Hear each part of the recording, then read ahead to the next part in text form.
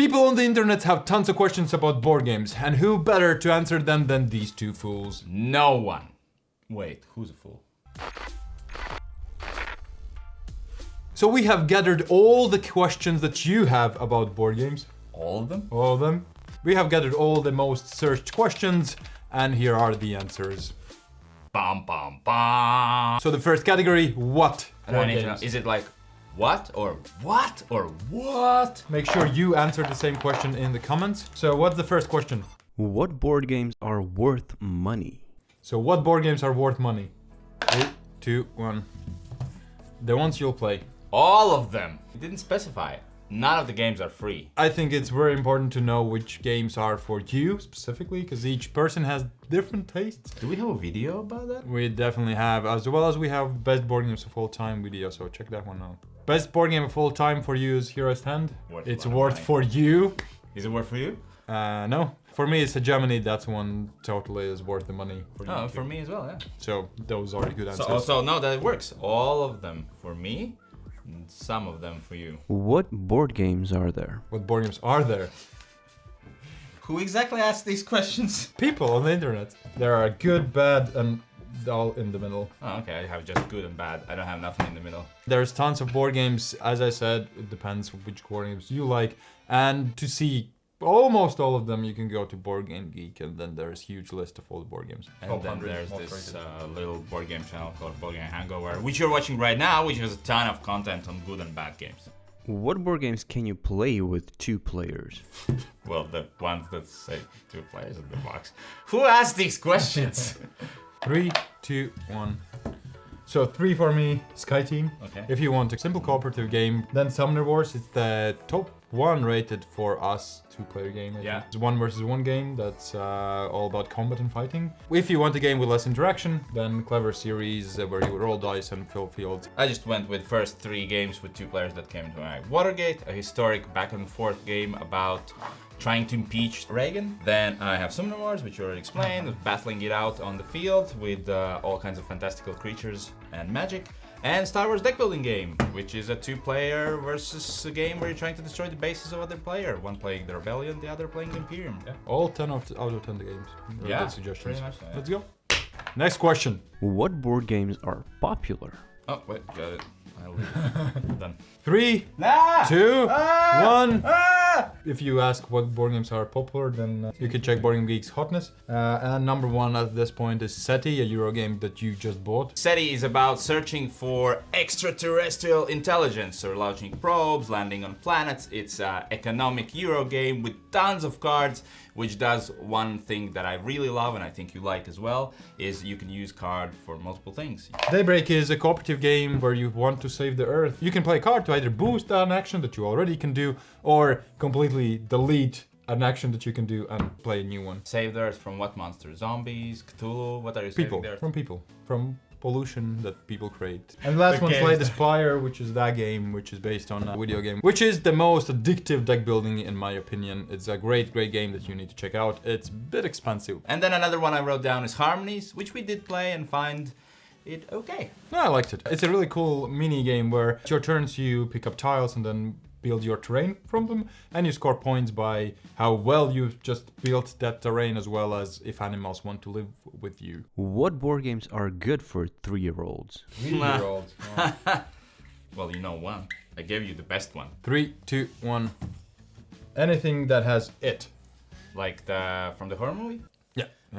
Oh wow. What I find my 2-year-old liking the best is anything that eye-catching. So he's not gonna play cards mostly, but whenever you have a catapult there. So for me, anything that has moving parts, any meeples, anything that's eye-catching, that also can help him do things. Dexterity games, actually. It's called The Toy Factor, essentially, which is like a game / toy. 2 of those games fit that category that I've written down. Simple game where you're just pushing worms under the earth and then they pop out sometimes. I think it's my most played 3-year-old game ever. Then another one is Lupin Louis. So that is like essentially a toy, which is also a game. And then there is one which is just cards, but still works great, is Micons. So how it works is you have a couple of cards in front of you, and then on your turn, like Uno, you need to play one of those cards that match the requirement. It can be as simple as a color, or it can be something sweet, or something loud, or something sharp. And the best thing is that game teaches your kid that many things fit many categories. Next category, why?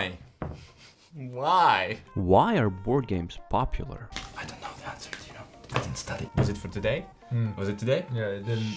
3, 2, 1. Something for everyone.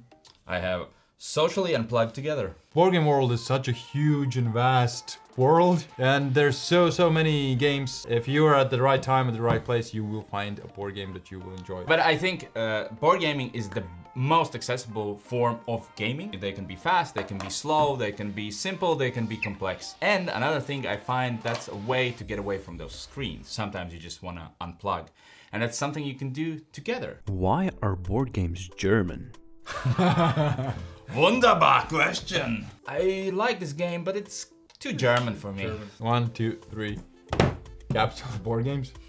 Germany is basically the capital of board games. There's a lot of publishers in Germany, and that's the reason why it makes sense financially to translate a lot of games in German. They get it cheaper, they get it faster, and sometimes only they get them. I'm gonna reference a video I watched a long time ago, and I think it was by Scott Nicholson. But as I remember, after the Second World War, everything war was forbidden in Germany. So they made a lot of games non-war related. That's why the term Euro comes, because from Europe came out a lot of games that are not war related, which are economic. Why are board games expensive?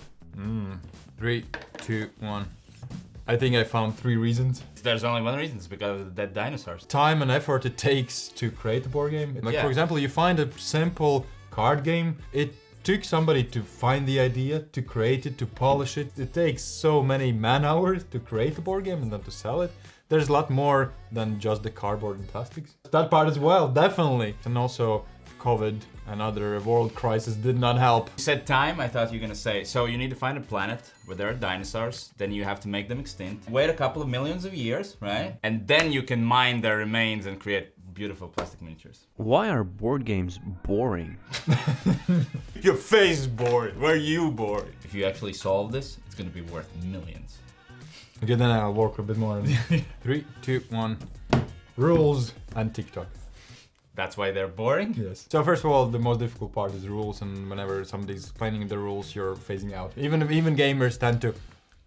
Wait, what? And the other thing is, TikTok is a good example. Quick dopamine dose, and you just don't have to do anything. You don't have to wait. It's just pure entertainment right away. And in board games, a lot of times you need to wait. I'll say what I say usually when people say, I don't like books, they're boring, or, well, probably nobody says that, but some might say, I don't like movies and they're, boring. But I think you found the right one. I'm sure there's the right book, there's the right board game, you just haven't found one. Why are board games better than video games? That's a very edgy question. 3, 2, 1. It's simple as this, no screen. If you want to play a video game, what do you need?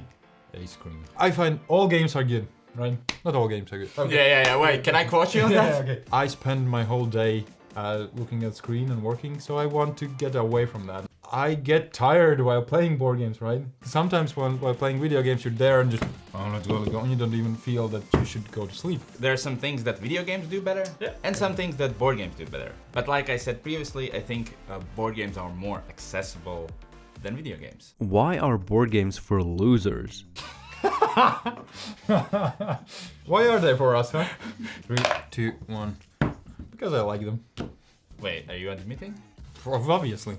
Because I feel losing is a lesson you also need to learn. You need to learn how to win gracefully and also lose gracefully. Yeah, especially if you're a kid. It's better to learn to lose while playing a simple game at home than, encountering that when you're like 15 years old for the first time. Next category are board games. For losers. Are board games legit? What is that question? Quick Maybe it comes from like people who have played Shoots and Ladders, and then somebody comes to them and it's like, board games are actually cool, you haven't played them. It's a giant conspiracy. Their board games are fake, none of them exist. All this content that we've been doing for years, all made up. Are board games good for your brain? We don't need those. Yes. There are a lot of researches which say that if you want to keep your mental abilities and capabilities as long as possible, reading books and playing games, especially board games. Next category, should. Should you sleeve your board games? Yes. Next question. Wait, no, it depends. Yes, if you have tons of cards that always will be in people's hands, because people have dirty hands. Yeah, I was gonna say, especially if you have friends who do this when playing. Yes. Should you let your kids win at board games? No. No. Thank you for watching this video, a little bit different one, but I hope we answered. No, I don't hope. I know we answered. Yeah. Please answer all of them yourselves in the comments. Or if you have other questions, we might answer them in the future. Why is there nobody Googles should we pay Board Game Hangover money? Because that's not a question, it's a fact. You should. That's Helps right. out make more videos. Bye.